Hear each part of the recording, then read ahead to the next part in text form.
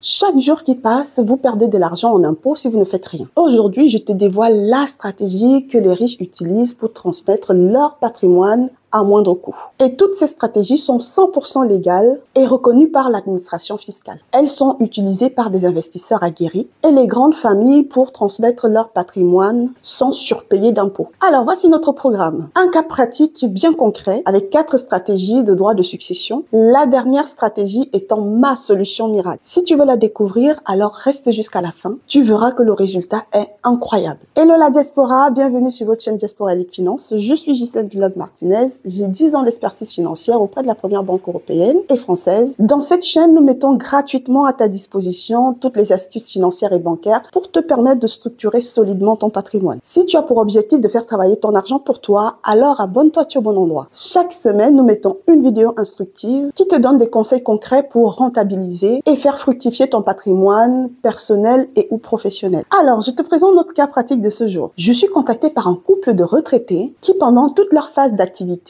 étaient passionnés par l'immobilier. À travers leurs multiples acquisitions immobilières, ils voulaient se dégager par leur loyer à percevoir un complément de revenus pour la retraite, pour ainsi conserver leur train de vie. Ils ont littéralement atteint leur objectif parce que leur patrimoine est désormais composé d'1 million d'euros, en effet concentré sur l'immobilier et réparti comme il suit. 400 000 euros pour leur résidence principale et 600 000 euros pour l'ensemble des biens locatifs. Ils ont peu d'épargne, environ 50 000 euros, mais comme ils le disent, leur objectif c'était d'avoir des loyers conséquents pour avoir un complément de revenus de retraite. Ce couple a 3 enfants complètement indépendants. Alors, après les avoir félicités de ce beau parcours, j'ai posé ma sempiternelle question, à savoir, qu'ont-ils prévu pour la transmission? Rien, justement. C'est pour ça qu'on te contacte, Ghislaine. On a bien compris qu'on va payer beaucoup d'impôts au regard de la structuration de notre patrimoine. Mais que nous proposes-tu actuellement? Alors, pour aider ce couple à prendre de manière éclairée sa décision, j'ai procédé à 4 simulations pour évaluer les différents frais successoraux en fonction des 4 outils fiscaux existants. Et la 4e stratégie est la solution sur mesure que je vais recommander à mes clients. Vous verrez, l'imposition sera au ras de pâquerette comparée aux autres simulations. Pour rappel, dans cette vidéo, je vais uniquement exposer les cas pratiques sans rentrer dans le détail des explications de chaque enveloppe fiscale que j'ai déjà suffisamment expliqué dans cette chaîne. Et les liens de ces vidéos vous seront mis tout au long de celle-ci. Si vous voulez avoir plus de connaissances sur chaque enveloppe, il vous suffira de cliquer sur ces liens. Déjà pour la succession classique sans aucune optimisation, je vous mets le lien ici. Cette vidéo traite de tous ces principes-là dont je vous invite à la regarder si vous avez besoin d'avoir plus de précision. Alors passons directement à nos cas pratiques. Premier scénario, la transmission en l'état sans aucune optimisation fiscale. Ici, vous l'aurez compris, comme rien n'a été prévu, alors les droits de succession vont exploser littéralement. Comme je l'ai expliqué, le patrimoine immobilier est évalué à 1 million d'euros. 1 million divisé par 3 enfants égale 333 333 euros par enfant. Dans la succession classique, l'abattement étant uniquement de 100 000 euros par enfant, l'assiette taxable se retrouve donc à 233 333 euros. Chaque enfant devra payer à l'État 79 613 euros avant de pouvoir récupérer son patrimoine. En conclusion, dans ce scénario, les droits de succession totaux s'élèvent à 238 839 pour les 3 enfants. Vous voyez que c'est énorme, n'est-ce pas? Alors voyons si la stratégie numéro 2 sera plus intéressante malgré une petite touche d'optimisation qu'on va rajouter. Scénario numéro 2, la transmission via une SCI seule. Ici, nous vous mettons le lien pour aller comprendre les généralités d'une SCI. Alors dans ce scénario, je tente de simuler une transmission via une SCI, ce qui va contribuer à répondre à une question de mes abonnés qui, lorsque j'ai parlé de la transmission uniquement en assurance vie, m'avaient demandé si on ne pouvait pas aussi le faire via une SCI. Comme je vous l'ai dit au départ, mes clients sont des retraités, donc leur optimisation commence un peu tardivement et de ce fait, nous ne pourrons pas jouer sur les 100 000 euros tous les 15 ans. Ici, vous verrez donc que quand vous commencez à injecter beaucoup de fonds dans l'immobilier sans réfléchir assez tôt sur ces mécanismes d'optimisation, ce sera très difficile de rattraper par la suite. La SCI ne va rien optimiser du tout et donc les droits de succession seront exactement les mêmes que ceux de l'option 1, à savoir 238 839. Donc la SCI ne permet pas de réduire l'imposition liée à la transmission si on l'initie de manière tardive. Ici, je vais également profiter pour répondre à une autre question d'un de mes abonnés qui m'a fait indiquer qu'il aimerait comprendre le principe de double imposition dont j'ai parlé dans la dernière vidéo relative au SCI. Alors, qu'est-ce que j'entendais par le principe de double imposition? Ce phénomène de double imposition se produit principalement dans des SCI imposés à l'IS, donc impôt sur les sociétés. Ici, pourquoi je parle de double peine en termes de frais lors de la transmission? Parce qu'on va payer deux niveaux d'imposition, notamment si les héritiers sont obligés de vendre le bien pour payer les droits de succession. Le premier niveau d'imposition se fera lors de la vente du bien parce que la société va payer l'impôt sur la plus-value qui est compris entre 15% et 25%. Et comme la SCI appartient aux héritiers, ceux-ci vont toucher les fonds issus de la vente de ce bien. Et c'est là qu'intervient le deuxième niveau d'imposition. Ils vont payer 30% de flat tax sur les dividendes perçus. Tu peux donc voir la subtilité de ce mécanisme fiscal pour lequel il faut faire attention et bien choisir son option d'imposition en fonction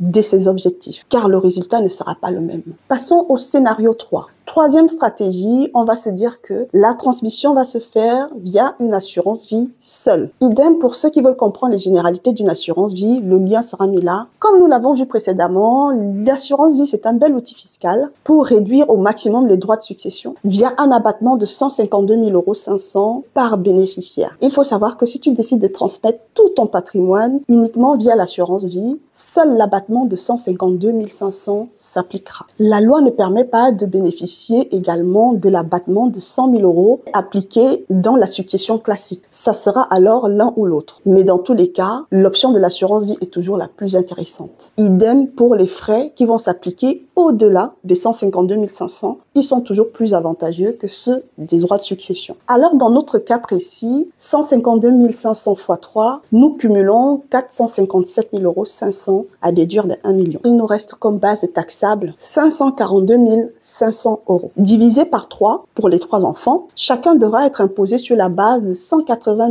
833 €. Et le barème d'imposition de l'assurance vie prévoit qu'au-delà de 152 500 € qui obéissent à l'abattement, le taux d'imposition est de 20%. Les 180 833 fois 20% donne un montant de 36 167 € dont devra s'acquitter chaque enfant pour régler les impôts liés aux droits de succession. Dans ce scénario, les droits de succession totaux s'élèvent à 108 500 €, soit une économie de 130 000 € par rapport aux deux premiers scénarios que nous venons de voir, à savoir la transmission classique et la SCI, qui était à plus de 238 000 €. Vous voyez donc que le gap est important. Et enfin arrive ma solution, c'est la meilleure stratégie d'optimisation qui va surpasser les 3 autres. Quatrième scénario, je vais opter pour le mix entre SCI et l'assurance vie. Vous verrez le résultat incroyable. Ici, nous allons scinder le patrimoine en deux. 50% sera investi dans la SCI et les 50 autres pourcents seront investis dans l'assurance vie. Première option, 50% du patrimoine sera placé en SCI, à savoir 500 000 € et on va mettre en place le principe de transmission progressive des parts, à savoir de céder 100 000 € par enfant. Et sur cette partie, voici ce que mes clients devront payer en termes d'impôts. Sur les 500 000, si nous déduisons les 100 000 € par enfant d'abattement, nous retombons à 200 000 € de base successorale pour tous les enfants, parce que nous aurons déduit 300 000. Ces 200 000 sont donc divisés par 3 pour les 3 enfants et chacun aura une base de calcul successorale de 66 667 €. Après application des taux progressifs, chacun des enfants devra payer 12 670 €. Et en cumul pour cette partie, tous les enfants devront payer 38 000 €. Maintenant, basculons sur l'option 2, à savoir l'autre moitié du patrimoine sera placée en assurance vie, à savoir 500 000 €. Ici, nous reprenons exactement notre calcul, 152 500 € d'abattement par bénéficiaire fois 3, ça nous donnait un montant total de 457 500 €. Si nous les déduisons aux 500 000 € que nous avons placés en assurance vie, la base taxable sera de 14 167 € qui seront imposés à 20% selon le barème de taxation de l'assurance vie. Et au total, chaque enfant devra s'acquitter de 2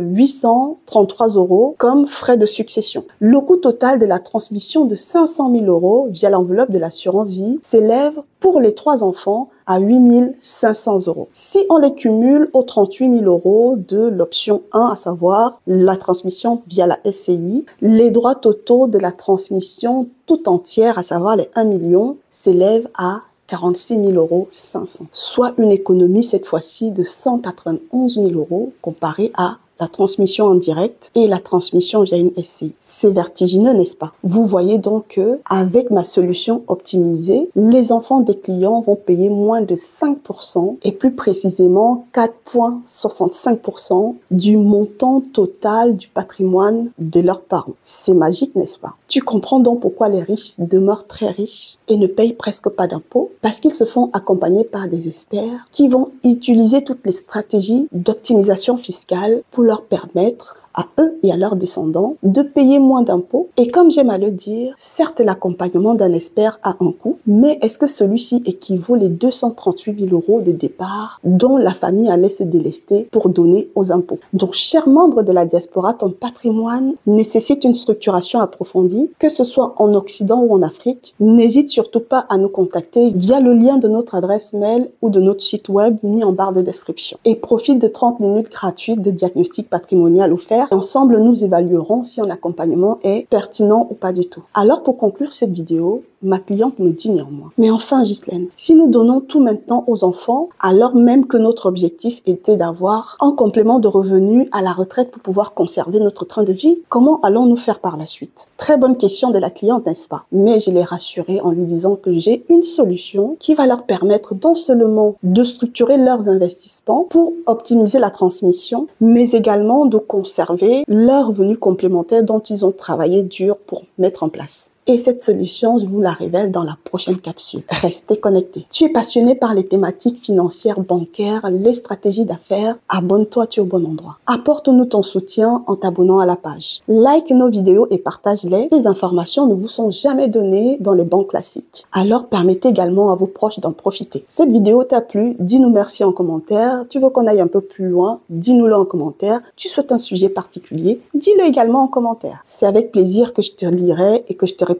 Mais n'oubliez surtout pas, chère diaspora, que prendre soin de vos finances, c'est prendre soin de vous.